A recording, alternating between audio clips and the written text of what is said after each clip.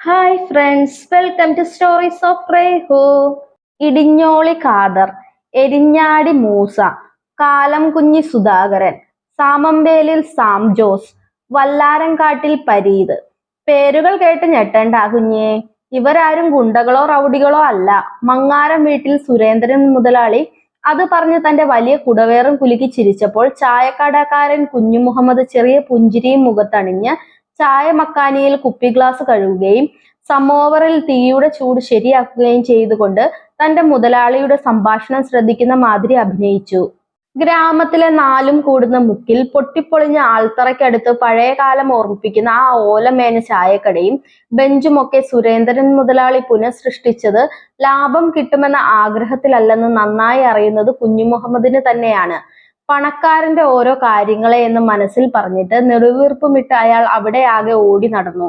മങ്ങാരം വീട്ടിൽ കൊച്ചു ചെറുക്കൻ സുരേന്ദ്രൻ എന്ന ഇപ്പോഴത്തെ സുരേന്ദ്രൻ മുതലാളി ജനിച്ചത് ഇങ്ങനെ ആയിരുന്നില്ല. എടങ്ങഴി പാലിലും 1 കിലോ പൊടിയിലും 10 വയറിന് അന്നം കണ്ടെത്തിയിരുന്ന ചായക്കടക്കാരൻ കൊച്ചു ചെറുക്കന്റെ ഗ്രഹണി പിടിച്ച ഇളയ മകനായി ആയിരുന്നു. അന്നും ഇന്നും അയാളെ പിന്തുടരുന്ന ഉന്തിയ വയർ മാത്രമാണ് പഴയ സുരേന്ദ്രനെ ഓർമ്മിപ്പിക്കാൻ ബാക്കിയുള്ളത്. പട്ടിണി മൂത്ത് നാടുവിട്ട് അവസാനം ഗൾഫിലെ പ്രവാസവും കഴിഞ്ഞ് 60കളിൽ തിരികെ നാട്ടിൽ കൂടിയ അയാൾ മനുഷ്യരുടെ മനസ്സിൽ വലിയ ഉയരത്തിലേക്ക് എത്തിപ്പെട്ടിരുന്നു.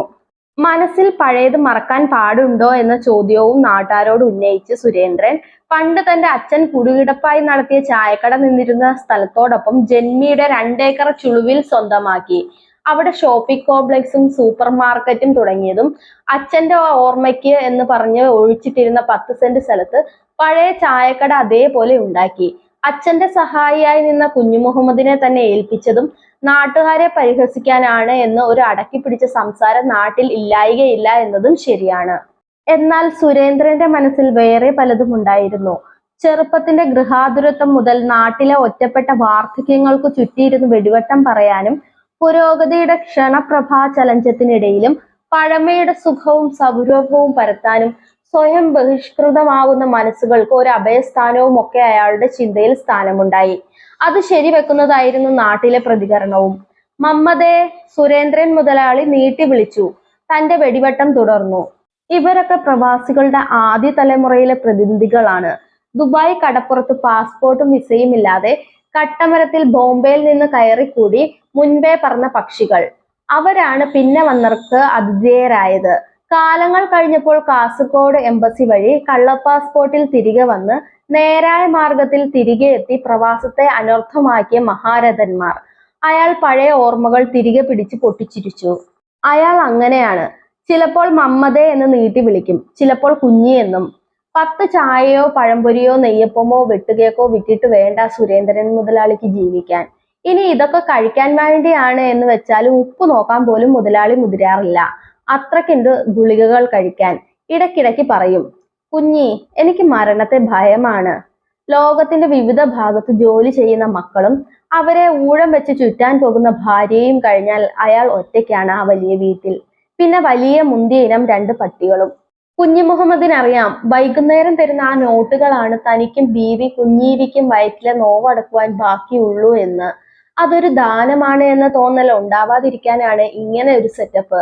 കൂട്ടത്തിൽ തന്റെ ഒറ്റപ്പെടലിൽ നിന്നൊരു മോചനവും. അതോർത്തപ്പോൾ മമ്മദിന്റെ കണ്ണുകൾ ഈറനായി. മുതലാളി കാണാതെ കണ്ണു തുടച്ച് അയാൾ നടന്നു. നേരം വെളുത്തിട്ടും വരാത്ത പതിവുകാർക്കായി. ഇവരിൽ ആരൊക്കെ ഇന്ന് ബാക്കിയുണ്ടെന്ന് ആർക്കറിയാം? സുരേന്ദ്രൻ മുതലാളി തുടരുകയാണ്. പരീത് പണ്ടേ പോയി, ഞാൻ പോയിരുന്നു. സ്വത്തിനായി മക്കൾ അടിപിടി കൂട്ടിയതിന്റെ ഇടയ്ക്ക് കയറിയതാണ്. മക്കൾക്ക് സ്വാധീനം ഉണ്ടായിരുന്നത് കൊണ്ട് എല്ലാം ഒതുക്കി. എന്നാലും കാണാൻ ചെന്നപ്പോൾ മുഖത്ത് എന്തോ പറയാൻ ബാക്കി വെച്ച പോലെയാണ് തോന്നിയത്. മൂസാക്ക വലിയ പുള്ളിയാണ്, അങ്ങ് ദുബായിൽ തന്നെ ഇപ്പോഴും. മക്കൾ വലുതായി, ബിസിനസ് വലുതാക്കി, വലിയ സാമ്രാജ്യങ്ങൾ കെട്ടിപ്പടുത്തു കഴിഞ്ഞപ്പോൾ ആകെ അങ്ങോട്ടങ്ങ് പറിച്ചു നട്ടു.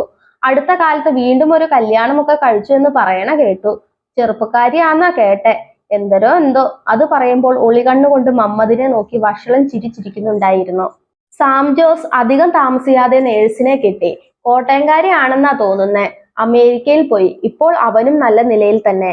സുധാകരന്റെ കാര്യമാണ് കഷ്ടം. കുറെ സമ്പാദിച്ചു, വീട്ടുകാരെ എല്ലാം നോക്കി, സഹോദരിമാരെ നന്നായി കെട്ടിച്ചയച്ചു, വലിയ വീട് വെച്ച് അതിൽ ചെറുപ്പക്കാരി ഒരു പെണ്ണിനെയും കെട്ടി താമസം ആരംഭിച്ചു. രണ്ട് ആൺമക്കൾ, ഇടയ്ക്ക് ഭാര്യ ആരുടെയോ കൂടെ പോയി. അതുവരെ സമ്പാദിച്ചതും പോയി. എല്ലാം അറിഞ്ഞ് പ്രവാസം അവസാനിപ്പിച്ച് തിരികെ വന്നപ്പോൾ പുതുമോടി കഴിഞ്ഞു കൊണ്ടുപോയവൻ വഴിയിൽ കളഞ്ഞുപോയ ഭാര്യ തിരികെ എത്തി. തല്ലിപ്പൊളികളായ രണ്ട് ആൺമക്കളും, എന്നും വഴക്കും വക്കാണവും. ആകെ പ്രശ്നങ്ങൾ. എല്ലാം തകർന്ന അയാൾ മദ്യത്തിന് അടിമയായി. തെരുവിൽ ഭിക്ഷയാചനയും കിടപ്പും. ഒരു ഭ്രാന്തമായ അവസ്ഥ.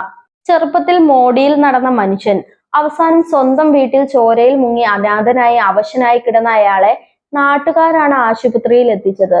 പിന്നെ വയോജന കേന്ദ്രത്തിൽ അഭയാർത്ഥിയായി. നന്നായി ഇരിക്കുകയായിരുന്നു. അവസാനം കാണുമ്പോൾ സുരേന്ദ്രൻ മുതലാളിയിൽ നിന്ന് ഒരു നെടുവീർപ്പുയർന്നു. അത് കേട്ടപ്പോൾ മമ്മദിന്റെ കണ്ണും സജ്ജലമായി. അത് മറയ്ക്കാൻ എന്നോണം കപ്പിൽ കുറച്ച് വെള്ളവും എടുത്ത് പുറത്തേക്ക് ഇറങ്ങി. കാനയുടെ ഓരത്ത് നിന്ന് മുഖം കഴുകി തുടയ്ക്കുമ്പോൾ റോഡിലൂടെ പോയ ചെറുപ്പക്കാരൻ നീട്ടി വിളിച്ചു, മമ്മദിക്ക, നിങ്ങൾ ഇന്നും കടയും തുറന്ന് ഇവിടെ ഇരിക്കുകയാണോ? പോകുന്നില്ലേ? എന്താടാ ഹമൂക്കെ, നിന്റെ ഉമ്മാന്റെ അടിയന്തരമാണോ ഇന്ന്? മമ്മദ് കടയടച്ചു പോകാൻ വന്നാൽ ഒരു ചായയും കുടിച്ചു പോകാം. മനുഷ്യന്റെ കാര്യമല്ലായോ, ആർക്കറിയാം? അതെ അതേന്നേ, ചെറുപ്പക്കാരൻ വിടാൻ ഭാവമില്ല. എന്റെ ഉമ്മാന്റെ അല്ല, നിങ്ങളുടെ മുതലാളിന്റെ. അങ്ങേര് പോയി രാത്രിയിൽ. ഞാൻ അങ്ങോട്ടേക്കാണ്. നീ പോടാ കള്ള ഹൈമാറേ. ഉള്ളിലിരുന്ന് ചായ കുടിക്കുന്ന എന്റെ മുതലാളിയെ കൊല്ലുന്നോ? നിനക്ക് കബറിൽ പോലും ബർക്കത്ത് പടച്ചോൻ തരില്ലടാ ബടുവ. മമ്മദിക്കാൻ, ഞാൻ കള്ളമല്ല പറഞ്ഞത്. സുരേന്ദ്രൻ മുതലാളി പോയി ഇന്നലെ രാത്രിയിൽ. ഭാര്യ വെളുപ്പിനാണ് എയർപോർട്ടിൽ നിന്ന് എത്തിയത്. അവർ വരുമ്പോൾ അനക്കമില്ലാതെ ബെഡ്റൂമിൽ കിടക്കുന്നു. ഡ്രൈവറാണ് രാവിലെ നമ്മുടെ ജോസഫ് ഡോക്ടറെ വിളിച്ചുകൊണ്ട് വന്നത്. അദ്ദേഹം പറഞ്ഞു രാത്രിയിൽ എപ്പോഴോ പോയിരിക്കുന്നു. സൈലന്റ് അറ്റാക്ക് ആയിരുന്നു പോലും. ആർക്കറിയാം എന്തെല്ലാം അസുഖം എപ്പോഴൊക്കെയാണ് വരുന്നതെന്ന്. എന്തായാലും അധികം വിഷമിപ്പിക്കാതെ പോയല്ലോ. ഒരു നല്ല മനുഷ്യനായിരുന്നു. എല്ലാവരും അങ്ങോട്ട് പോയിരിക്കുകയാണ്. നിങ്ങളും കടയടച്ച് പോന്നോളി.